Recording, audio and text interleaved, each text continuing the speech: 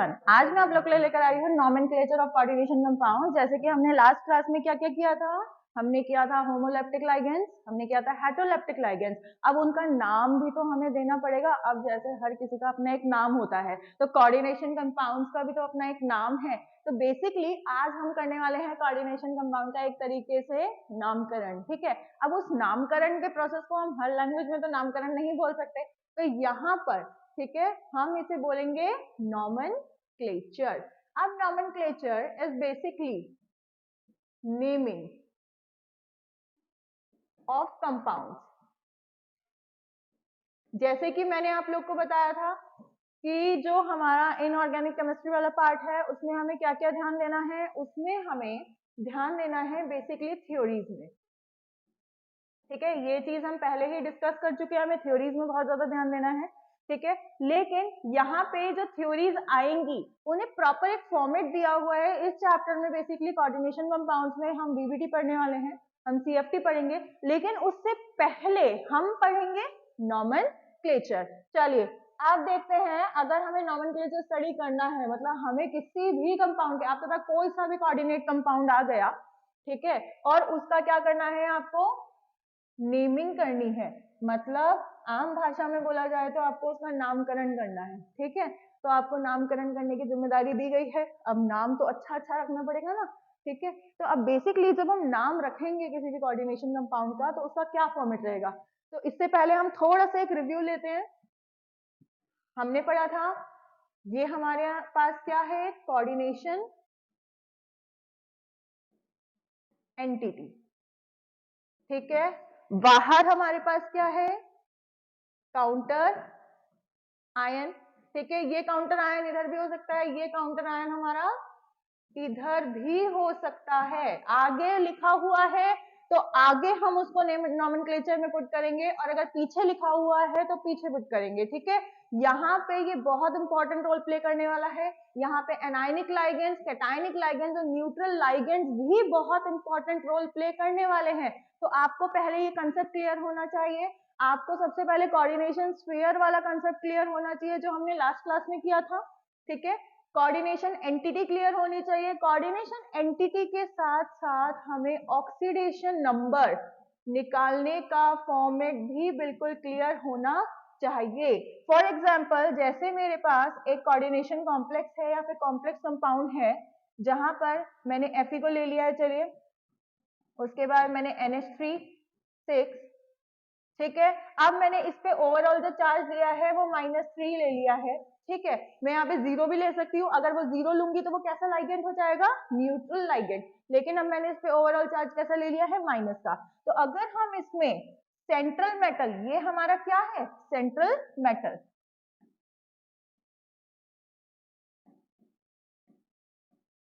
ये हमारे पास NH3 यहाँ पे क्या काम कर रहा है, NH3 यहाँ पे काम कर रहा है लाइगेंड की तरह।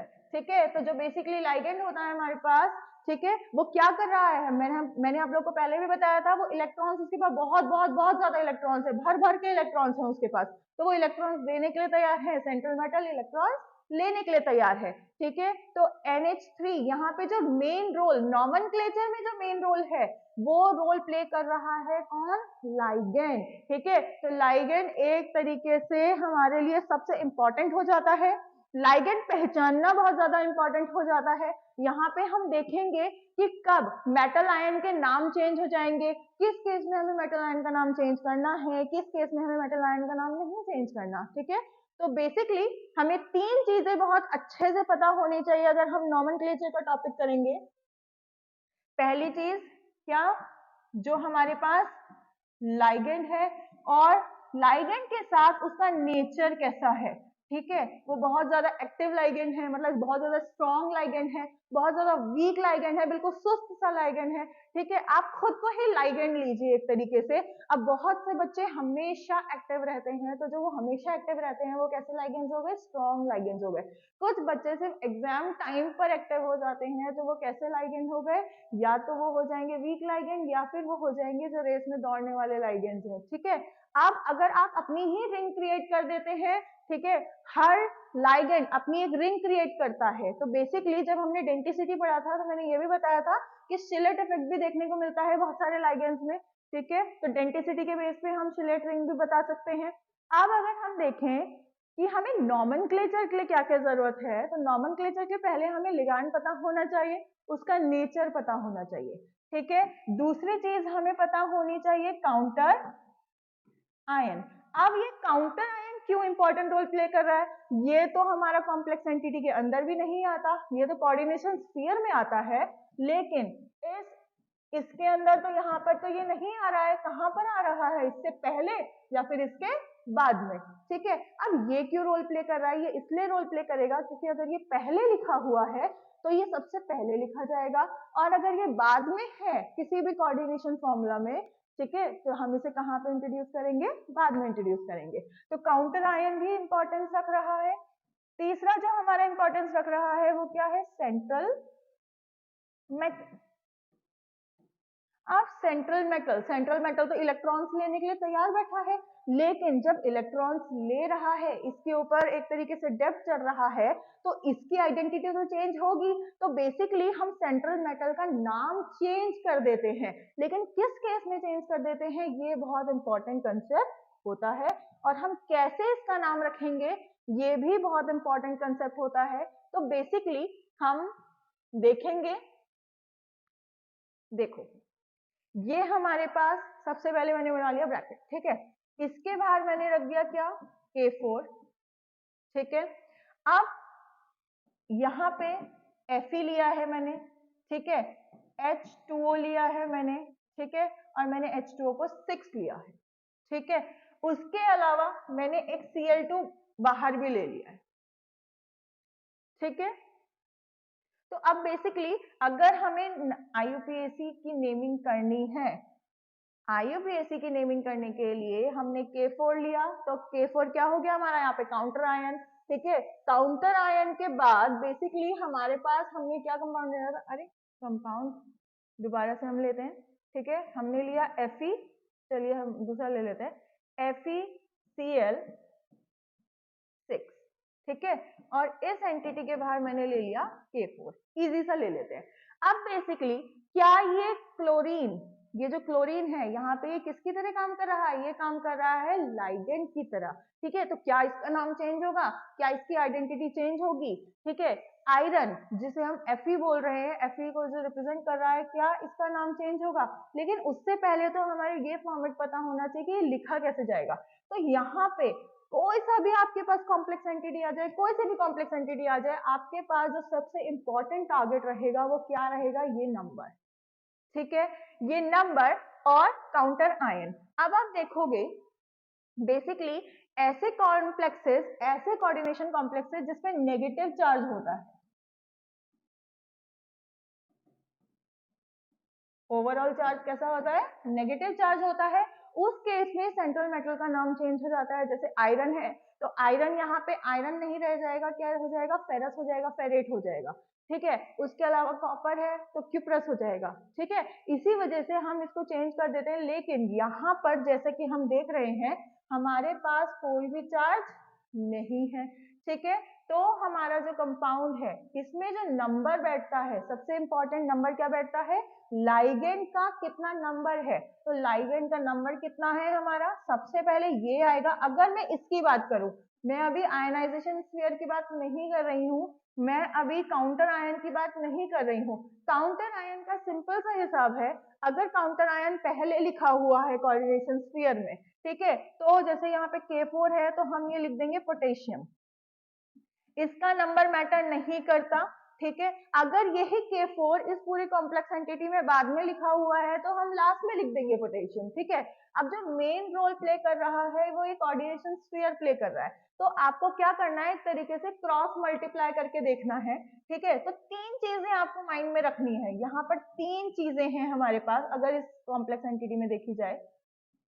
पहला अगर हम देखें तो हमारे पास है सेंट्रल मेटल, ठीक है। दूसरा हमारे पास है लाइगेंड, और तीसरा है लाइगेंड का नंबर, ठीक है। तो सबसे ज्यादा जो प्रायोरिटी हम देंगे वो किसको देंगे, लाइगेंड के नंबर को, ठीक है। फिर उसके बाद लाइगेंड को। जैसे यहाँ पे क्लोरीन है तो इसे क्लोरीन नहीं लिखा जाएगा, क्लोराइड या क्लोराइडो, ठीक है। तो बेसिकली क्लोराइडो यूज करेंगे हम यहाँ पे।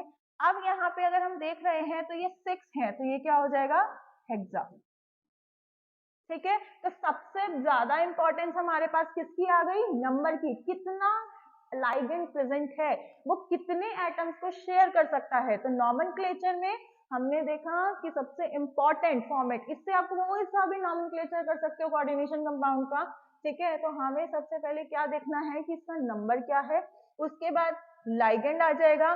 फिर उसके बाद देखिए दो चीजें हैं, दो केस में सेंट्रल मेटल का नाम चेंज हो जाता है, या तो नेगेटिव चार्ज हो या तो काउंटर आयन पहले लिखा हुआ हो। अब जैसे फॉर एग्जांपल इसमें भी काउंटर आयन पहले लिखा हुआ है, तो यहाँ पर जो Fe है वो क्या बन जाएगा, फेरेट, ठीक है, या फिर फेरस। तो बेसिकली हमारा जो कंपाउंड बनता है वो किस बेस पे बनता है कि हमारा जो कोऑर्डिनेशन स्फीयर है क्या उस पर नेगेटिव चार्ज है।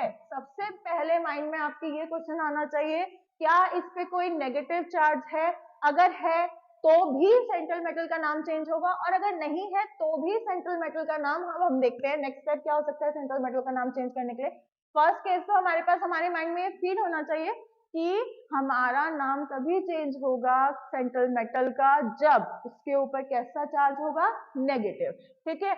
उसके बाद हमारा जो नेक्स्ट टारगेट रहेगा वो क्या रहेगा, काउंटर आयन का, ठीक है। तो काउंटर आयन क्या करता है, काउंटर आयन भी सेंट्रल मेटल का नाम चेंज कर देता है। चलिए इसके कुछ एग्जांपल्स देखते हैं। तो जैसे कि हमने देखा हमारे पास एक कॉम्प्लेक्स एंटिटी है, कॉम्प्लेक्स एंटिटी के आप 3 पार्ट्स कर लीजिए, ठीक है, कोई सा भी आपको करना है, ठीक है। तो आपको क्या करना है, कॉम्प्लेक्स एंटिटी के क्या करने हैं, 3 पार्ट्स करने हैं। अब देखिए जब आप 3 पार्ट्स करेंगे तो एक साइड आपका आ गया सेंट्रल मेटल, ठीक है, दूसरा आ गया आपका लाइगेंड। अब लाइगेंड भी बहुत सारे भी लाइगेंड्स प्रेजेंट हो सकते हैं, ऐसा नहीं है कि सिर्फ एक ही लाइगेंड प्रेजेंट है, बहुत सारे अगर लाइगेंड्स हैं हमारे पास, ठीक है, तो हम उन्हें अल्फाबेटिकली अरेंज करेंगे। कोई बहुत हार्ड एंड टफ साइंस नहीं है इसके पीछे, बहुत सिंपल सा कंसेप्ट है। अगर आपके माइंड में आपको कोऑर्डिनेशन स्फीयर पता है, ठीक है, आपको ऑक्सीडेशन स्टेट निकालनी जरूर आनी चाहिए, वो मैं आपको पहले बता चुकी हूँ, ऑक्सीडेशन नंबर निकालना आना चाहिए, ठीक है। जिसने मेरे साथ वो क्लास देखी है बहुत अच्छी बात है, लेकिन अगर जिसको थोड़ा सा भी डाउट है तो वहां पे मैंने आप लोग को सिखाया है, ठीक है। तो एक बार उस क्लास को देखिए। सेंट्रल मेटल हमारा हो गया है, लाइगेंड हमारा हो गया है। अब नंबर भी एक इंपॉर्टेंट रोल प्ले कर रहा है कि कितना नंबर यहाँ पर है, ठीक है। तो बेसिकली हमारे पास जैसे हम यहाँ पर देखें, यहाँ पे हमारे पास एक कंपाउंड है टेट्राएमाइन एक्वा क्लोराइडो। अब किस केस में मैम ये क्लोराइडो हो जाएगा, किस केस में ये क्लोराइड रहेगा, ये भी तो एक बहुत इंपॉर्टेंट बात है, ठीक है। कोबाल्ट थर्ड, देखिए कोबाल्ट कोबाल्ट कोबाल्ट ही रहा, कोबाल्टेट नहीं बना, ठीक है। थर्ड क्लोराइड, थर्ड जब भी पैरेंथेसिस में हम किसी नंबर को, रोमन न्यूमरल को इंडिकेट करते हैं तो वो किसकी क्या चीज रिप्रेजेंट करता है, पैरेंथेसिस का ये जो नंबर है ये रिप्रेजेंट कर रहा है आपका क्या चीज, जो हमारा सेंट्रल मेटल है उसकी ऑक्सीडेशन स्टेट। तो ऑक्सीडेशन स्टेट आप यहां से भी पता लगा सकते हैं, ठीक है। आप देखिए बेसिकली आप मेन चीज देखिए यहाँ पे, जैसे कि मैंने अभी आपको बताया आपको पोजीशन को रिप्लेस करना है, इंटरचेंज करना है।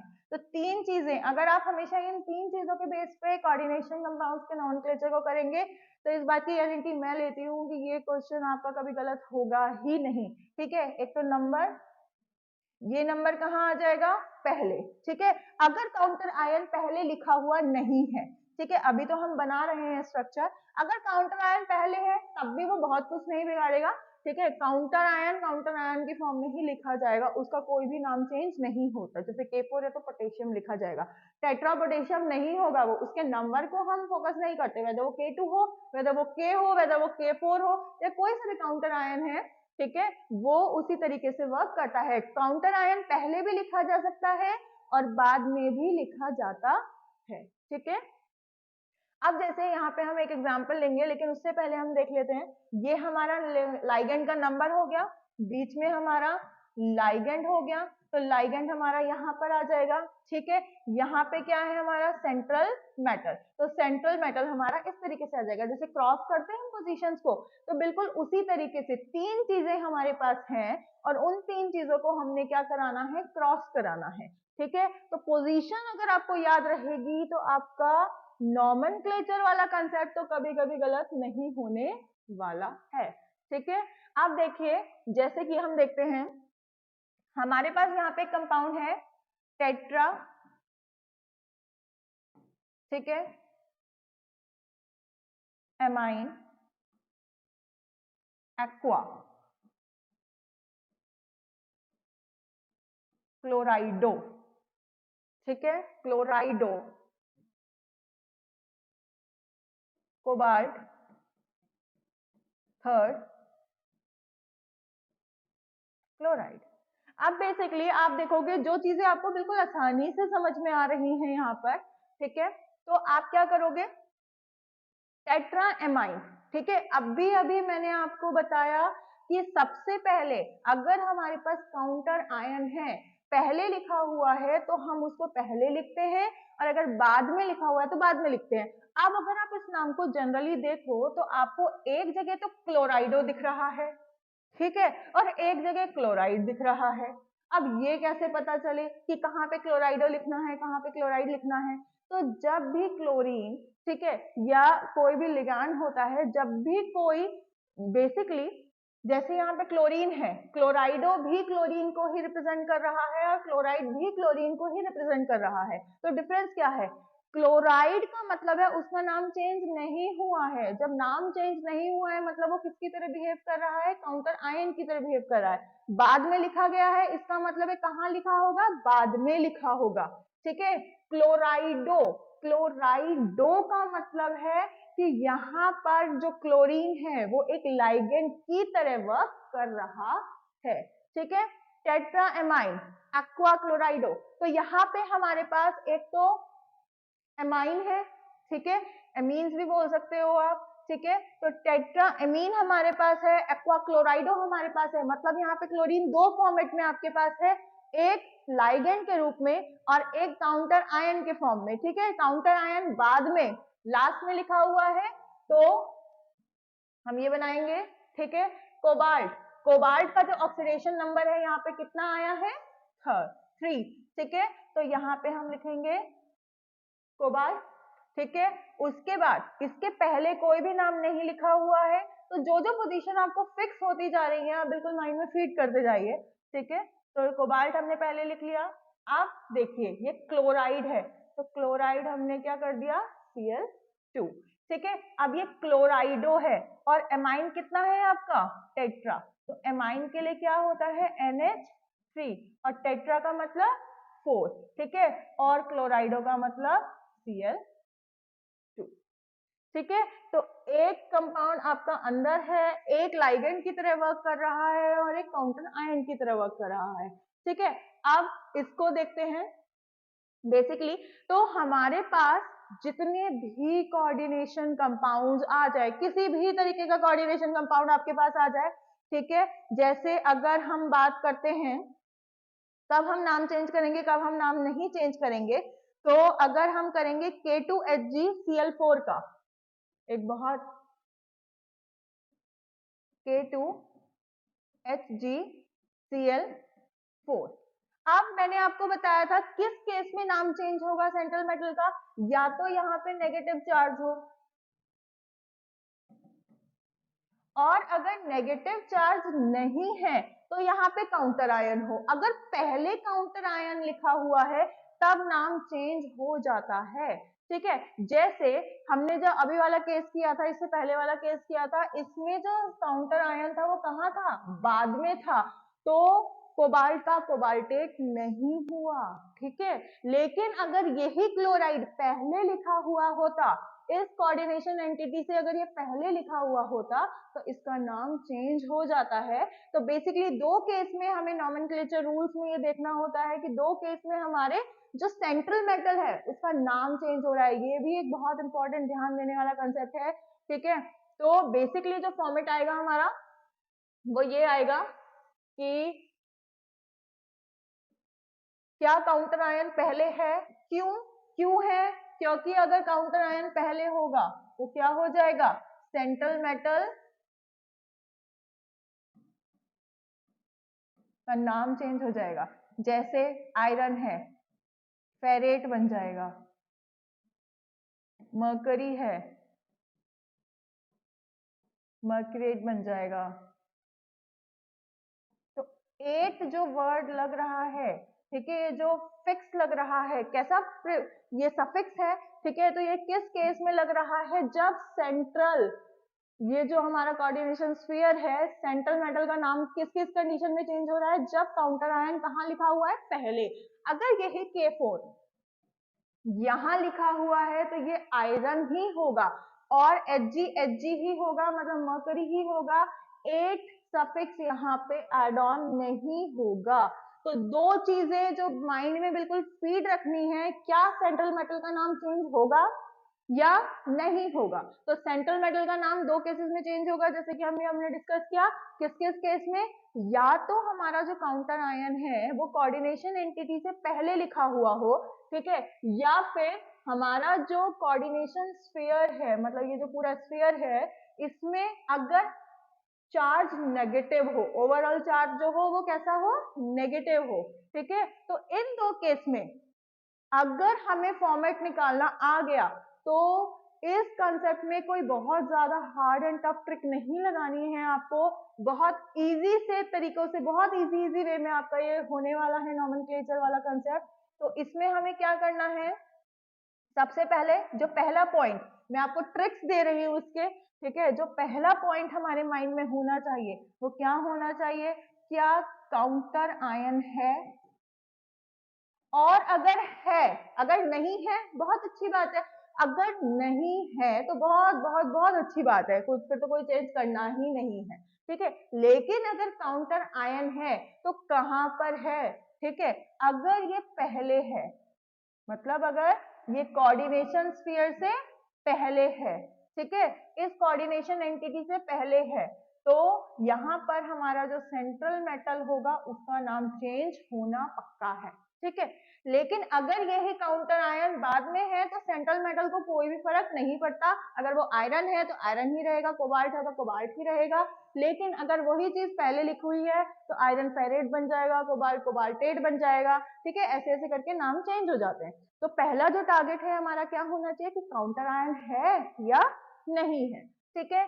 दूसरी चीज, चार्ज है या नहीं है। अगर चार्ज पॉजिटिव है कोई दिक्कत नहीं है, लेकिन अगर चार्ज नेगेटिव है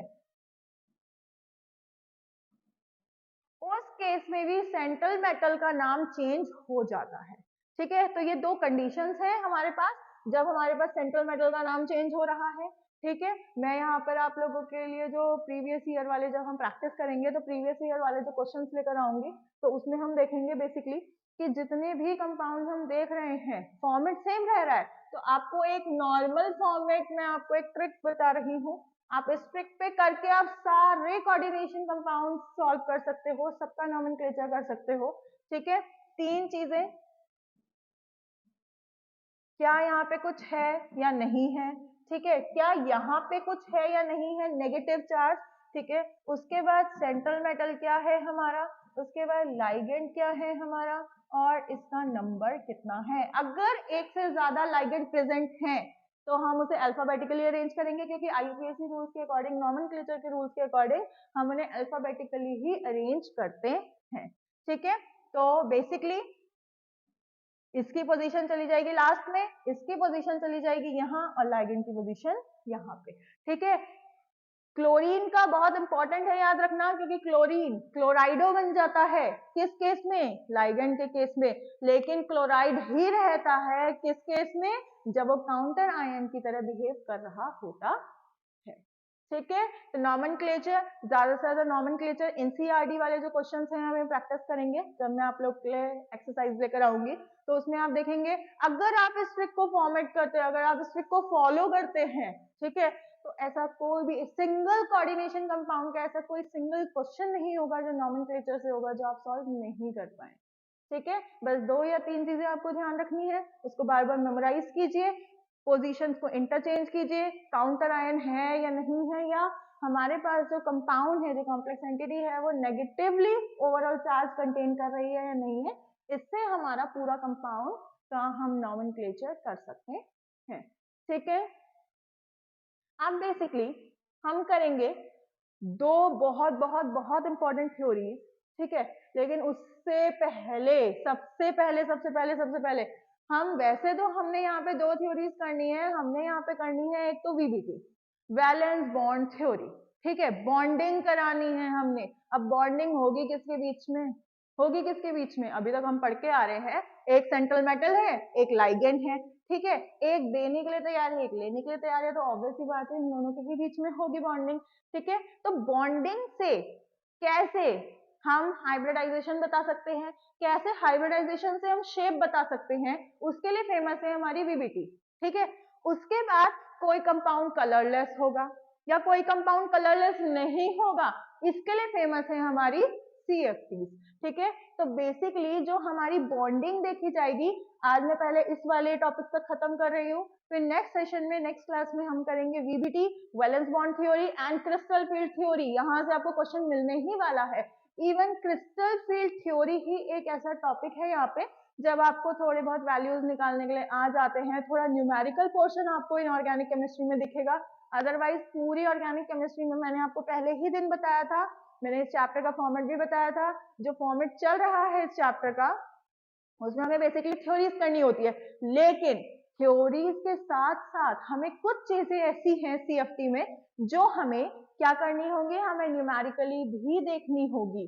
ठीक है, हमें ओ की वैल्यू ऑक्टाहेड्रल कॉम्प्लेक्सेस के लिए, टेट्राहेड्रल कॉम्प्लेक्सेस के लिए कुछ ना कुछ देखना पड़ेगा, मतलब थ्योरी को भी हमें, थ्योरी तो हमें देखनी ही है, थ्योरी तो हमें करते ही जाना है, साथ में हमें यहाँ पे न्यूमेरिकल पोर्शन भी करते जाना है। लेकिन जहां तक अभी हमने कवर किया है, ठीक है, शुरू से लेके homoleptic series, heteroleptic series, denticity, ligands, nomenclature, बहुत इंपॉर्टेंट कंसेप्ट हो गया है हमारा आज।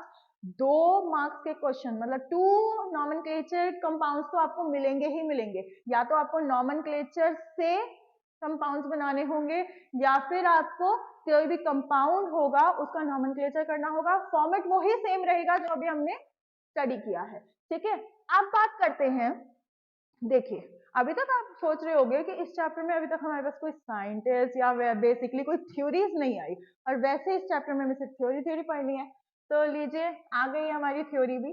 सबसे पहले 3 थ्योरीज माइंड में लेकर चलिएगा, एक तो वर्नर्स थ्योरी, ठीक है, दूसरी वीबीटी वैलेंस बॉन्ड थ्योरी, और तीसरी सीएफटी क्रिस्टल फील्ड थ्योरी। अब अगर इनके नाम से ही देखें, ठीक है, तो लाइगेंड्स वगैरह के बारे में जो बताया गया, अभी हमने कोऑर्डिनेशन नंबर पढ़ा था, ठीक है, हमने ऑक्सीडेशन नंबर भी पढ़ लिया था। कोऑर्डिनेशन नंबर क्या होता है, बेसिकली कोऑर्डिनेशन नंबर होता है कितने लाइगेंड्स इलेक्ट्रॉन्स दे सकते हैं, ठीक है, कितने लाइगेंड्स प्रेजेंट हैं, और ऑक्सीडेशन नंबर किसका होता है, सेंट्रल मेटल का।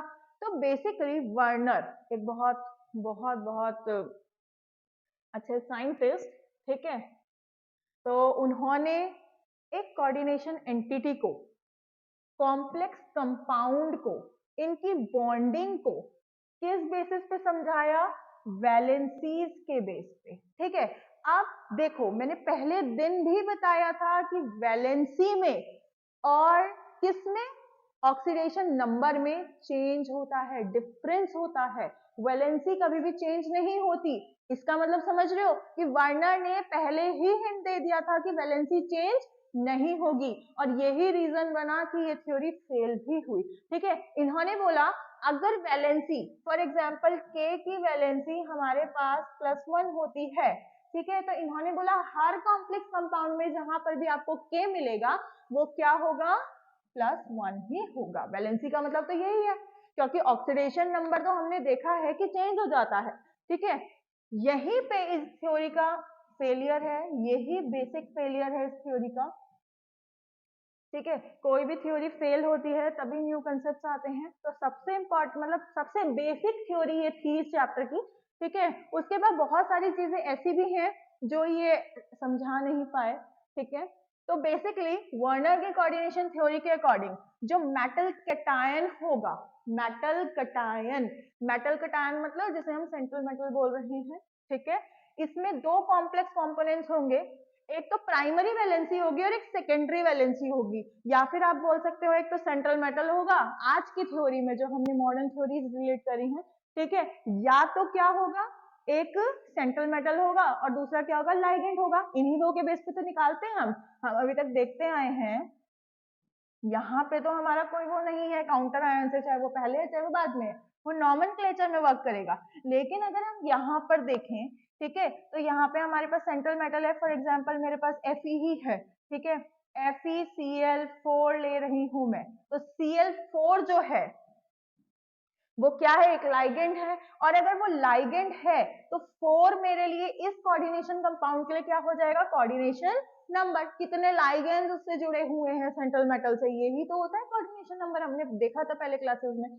ठीक है, उसके बाद ऑक्सीडेशन नंबर हम किसका निकालते हैं, हमेशा सेंट्रल मेटल का, चाहे वो Fe हो, चाहे वो CO हो, चाहे वो Cu हो, चाहे वो Zn हो, चाहे वो Pb हो, मतलब कोई सा भी डी ब्लॉक एलिमेंट, कोई सा भी ट्रांजिशन मेटल हो हमारे पास, हम हमेशा ऑक्सीडेशन नंबर किसका निकालते हैं, सेंट्रल मेटल का। ठीक है, तो समझाया तो उन्होंने भी यही कंसेप्ट, लेकिन उन्होंने उसे लाइगेंड टर्म ना देकर, ठीक है, या फिर सेंट्रल मेटल ना बोलकर ये बोला कि जो मेटल कैटायन होता है उसके दो कंपोनेंट्स होते हैं। ठीक है, तो उन्होंने सबसे ज्यादा प्रायोरिटी किसको दी, मेटल कंपोनेंट को। ठीक है, एक तो ऑक्सीडेशन नंबर होता है और एक कोऑर्डिनेशन नंबर होता है। आज भी हम यही पढ़ रहे हैं, हम कुछ बहुत अलग नहीं पढ़ रहे हैं न्यू थ्योरीज में। हमने देखा कोऑर्डिनेशन नंबर इंपॉर्टेंट है, क्यों, क्योंकि कोऑर्डिनेशन नंबर हमें बताता है कि कितने लाइगेंड्स प्रेजेंट हैं और एक लाइगेंड कितने इलेक्ट्रॉन्स दे सकता है। ठीक है, और ऑक्सीडेशन नंबर हमें क्या बताता है, उसकी स्टेट बताता है, वेरिएबल स्टेट बताता है। बल्कि अब जैसे कि अभी हमने देखा कि ऑक्सीडेशन नंबर बताया उन्होंने भी, कोऑर्डिनेशन नंबर बताया उन्होंने भी। ठीक है, वर्नर ने भी वही चीजें बताई थी, लेकिन उन्होंने किस बेस पे बता दिया, बस सेंट्रल मेटल के बेस पे। अब हम जो प्रायोरिटीज दे रहे हैं, जो न्यू थ्योरीज में हम प्रायोरिटीज दे रहे हैं, वो किसको दे रहे हैं, लाइगेंड्स को। ठीक है, तो यहाँ पे सेंट्रल मेटल से ज्यादा जरूरी हमारे पास क्या चीज है, लाइगेंड्स है। हमें डेंसिटी पता होनी चाहिए। ठीक है, डेंसिटी के बेस पे और लाइगेंड्स के बेस पे कि लाइगेंड्स कितने नंबर में प्रेजेंट हैं, इसके बेस पे हम coordination number easily find out कर सकते हैं। तो ये तो कोई हार्ड एंड टफ कंसेप्ट ही नहीं है। ठीक है, और बची बात ऑक्सीडेशन नंबर की, तो वो तो मैंने आप लोग को निकालना सिखाया ही है कि हमारे पास अगर एक कोऑर्डिनेशन स्फीयर है, फॉर एग्जांपल FeCl6 ले लेते हैं हम यहाँ पे, और इसके ऊपर ओवरऑल कोई चार्ज नहीं ले रही हूँ मैं। ठीक है, और काउंटर आयन भी नहीं ले रही हूँ मैं। ठीक है, तो बेसिकली क्या होगा, Fe को हमने ऑक्सीडेशन नंबर निकालना है तो हम इसको क्या लेट कर लेंगे, x। ठीक है, और Cl पे जो इंडिविजुअल चार्ज होता है वो कितना होता है, -1। ठीक है, -1। अब यहाँ पर जो हम चार्ज ले रहे हैं बेसिकली, ठीक है, इस पे हमारा जो बैठेगा वो 6 बैठ जाएगा, जो कि बहुत ज्यादा भी हो सकता है। तो चलिए एक दूसरा कंपाउंड लेते हैं हम, FeCl6। मैंने यहाँ पे अब कोऑर्डिनेशन स्फीयर में 3 माइनस ले लिया, मतलब -3 ले लिया है। ठीक है, तो इस केस में आयरन क्या हो जाएगा, क्या आयरन का नाम चेंज होगा। अब आप बोलोगे मैम हाँ आपने बताया कि इसमें नेगेटिव चार्ज है, तो जब हम नॉमेनक्लेचर करेंगे, ठीक है, तो इसमें आयरन को हम आयरन नहीं बोलेंगे। लेकिन अगर हम बात करें अभी वर्नर की थ्योरी के लिए, तो वर्नर की थ्योरी ने बोला कि एक कोऑर्डिनेशन नंबर होता है। कोऑर्डिनेशन नंबर हम प्रेजेंट थ्योरी में किसको बोलते हैं, लाइगेंड्स के नंबर को। ठीक है, और उन्होंने बोला कि हमारे पास एक ऑक्सीडेशन नंबर होता है, और ऑक्सीडेशन नंबर हम किसका निकालते हैं, सेंट्रल मेटल का। तो कंसेप्ट वही थे, लेकिन बस उसको दूसरे तरीके से बोला गया। लेकिन सब कुछ फ्लो में चल रहा था, क्यों क्यों वीबीटी आई, क्यों हमारे पास CFTs आई, कुछ ना कुछ तो नेगेटिव रहा होगा, कुछ ना कुछ तो लिमिटेशंस रहे होंगे। किसी भी थ्योरी की अगर एडवांटेजेस होते हैं या फीचर्स होते हैं, तो उनके बेसिकली हमारे पास क्या होते हैं, लिमिटेशंस या डिसएडवांटेजेस भी होते हैं। लिमिटेशंस भी होते हैं हमारे पास। तो लिमिटेशंस, तो लिमिट कहाँ पर है, क्यों रुक गई ये थ्योरी, क्यों इसे आगे फॉलो नहीं किया गया? एक तो इन्होंने बोला कि जो प्राइमरी वैलेंसी है वो आयनाइजेबल वैलेंसी है, ठीक है। अब जब मैं आपको कोऑर्डिनेशन कंपाउंड पढ़ा रही थी, ठीक है, जब मैं आपको शुरू किया था मैंने, तो मैंने आपको पहले दिन ही बताया था कि ये जो हमारा कॉम्प्लेक्स एंटिटी है ये कैसी होती है, ये होती है हमारी नॉन आयनाइजेबल। मतलब इन्होंने क्या बोला कि एक ब्रैकेट के अंदर वाला जो पूरा पार्ट है वो नॉन आयनाइजेबल है और वो सेकेंडरी वैलेंसी है, ठीक है। और जो इसके बाहर है, आगे है या पीछे है, जिसे आज हम काउंटर आयन बोलते हैं, उसे इन्होंने क्या बोला, प्राइमरी वैलेंसी। और प्राइमरी वैलेंसी ऑक्सीडेशन नंबर होता है, मतलब हम काउंटर नंबर का ऑक्सीडेशन नंबर निकालते थे। दूसरी बात, ये जो टर्म यूज हो रहा है वैलेंसी, मैंने पहले भी बताया है आपको, वैलेंसी हमेशा फिक्स रहती है। Valency is the combining capacity of an element. तो एलिमेंट की कंबाइनिंग कैपेसिटी है, लेने की देने की, वो तो कंबाइन करने की कैपेसिटी है, लेना देना दोनों ही चीजें हैं उसमें, ठीक है। तो यहाँ पर ये वाला कंसेप्ट थोड़ा सा इनका गलत बैठ गया न्यू थ्योरीज के अकॉर्डिंग। उसके बाद every metal cation in complex compound has a fix secondary valency, और इन्होंने कहा वैलेंसी फिक्स होती है। वैलेंसी तो हम मान सकते हैं कि फिक्स होती है, लेकिन किसकी, मेटल कटायन की। और अभी अभी हम देखते हैं कि Fe की अगर ऑक्सीडेशन नंबर एक केस में थर्ड आ रहा है तो दूसरे केस में फोर्थ भी आ सकता है, ठीक है। तो यहाँ पे फिक्स कैसे हो गई, लेकिन वर्नर के अकॉर्डिंग अगर थर्ड 3 आ गया तो वो हर केस में क्या आएगा, 3 ही आएगा। +3 आ गया तो +3 ही आएगा, +4 नहीं आ सकता। तो ये दो पॉइंट्स थे। एक तो यहाँ पर कि सेंट्रल कैटायन जो है, ठीक है, उसकी फिक्स सेकेंडरी वैलेंसी होगी, यहाँ पर ये थ्योरिकल लिमिटेशन हो गया। दूसरा, इन्होंने जो नंबर यूज किए वैलेंसीज के केस में याद वो किया, तो वो आज के कॉम्प्लेक्स एंटिटी को बिल्कुल अलग से रिप्रेजेंट नहीं कर पाता है। उसने कहा बेसिकली यहाँ पे हमें बोला गया कि जो सेकेंडरी वैलेंसी है वो नॉन आयनाइजेबल वैलेंसी है, मतलब इस पूरे एंटिटी के अंदर अगर आज से कंपेयर किया जाए, ठीक है, और जो बाहर वाली है वो क्या है, आयनाइजेबल है। तो बेसिकली ये थोड़े बहुत लिमिटेशंस थे वर्नर की थ्योरी के, लेकिन कोई बहुत सच इतना बड़ा वो नहीं हुआ, और भी बहुत सारी चीजें थी। इन्होंने ये नहीं बताया कि शेप्स कैसी होंगी, क्या कलर कंपाउंड्स, क्योंकि अभी हम देखेंगे लाइगेंड्स तो फेमस ही अपने कलरिंग एजेंट्स की वजह से हैं, कलर इम्पार्ट करते हैं। तो किस केस में वो कलर कंपाउंड्स बनाएंगे, किस केस में कलरलेस कंपाउंड्स बनाएंगे, ये नहीं बताया, ठीक है। हाइब्रिडाइजेशन नहीं बताया, अगर हमारे पास हाइब्रिडाइजेशन नहीं है तो हमारे पास शेप्स भी नहीं आ सकती। इसका मतलब है हम कोऑर्डिनेशन स्फीयर को, कोऑर्डिनेशन जो पॉलीहेड्रन हमने देखा था, उस पॉलीहेड्रन को हम स्टडी ही नहीं कर सकते। तो यहाँ पर ये जो थ्योरीज थी ये कुछ लिमिटेशंस लेकर चल रही थी अपने साथ, जिन लिमिटेशंस को ओवरकम किया नेक्स्ट थ्योरी ने, वीबीटी ने और सीएफटी ने। वीबीटी के बाद सीएफटी ने, रेस मतलब वहीं पर नहीं रुकी, पहले वैलेंस बॉन्ड थ्योरी आई। वैलेंस बॉन्ड थ्योरी बहुत फेमस थ्योरी है और बेसिकली डील करती है किससे, हमारी हाइब्रिडाइजेशन से। और जैसे ही हमारे पास हाइब्रिडाइजेशन आया, वहां से भी हमारा एक क्वेश्चन आने वाला है, हाइब्रिडाइजेशन आया तो हाइब्रिडाइजेशन आते ही हमें शेप्स पता लगने लग गई, लेकिन वो थ्योरी भी कुछ लिमिटेशंस कैरी कर रही थी, क्योंकि उसने ये नहीं बताया कि कोई भी कंपाउंड कलरलेस होगा या कलर इम्पार्ट करेगा, ठीक है, जब एक्वस फॉर्म बनाएंगे। तो ये चीज जो वर्नर की थ्योरी के लिमिटेशंस थे, ये वीबीटी के भी लिमिटेशंस बन गए। लेकिन बहुत से कंसेप्ट में, जैसे शेप वाला टॉपिक, अगर शेप वाला कंटेंट हम देखें तो वीबीटी ने वो कवर कर लिया था, ठीक है। हाइब्रिडाइजेशन वो कवर कर चुका था, पैरामैग्नेटिक डायामैग्नेटिक भी एक तरीके से वो कवर कर चुका था, ठीक है। मैग्नेटिक मोमेंट वो कवर कर चुका था, डी ब्लॉक एलिमेंट्स में मैग्नेटिक मोमेंट भी होगा, ठीक है। तो बेसिकली ये सारी चीजें हम आगे पढ़ेंगे।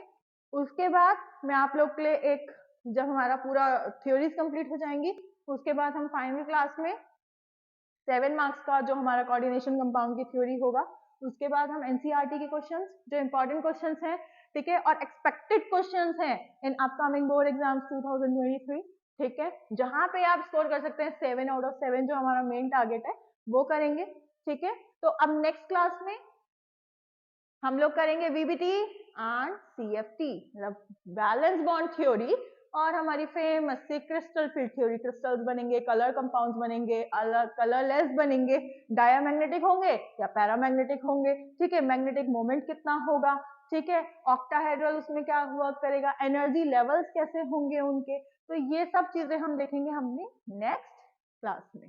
Okay, bye bye, take care.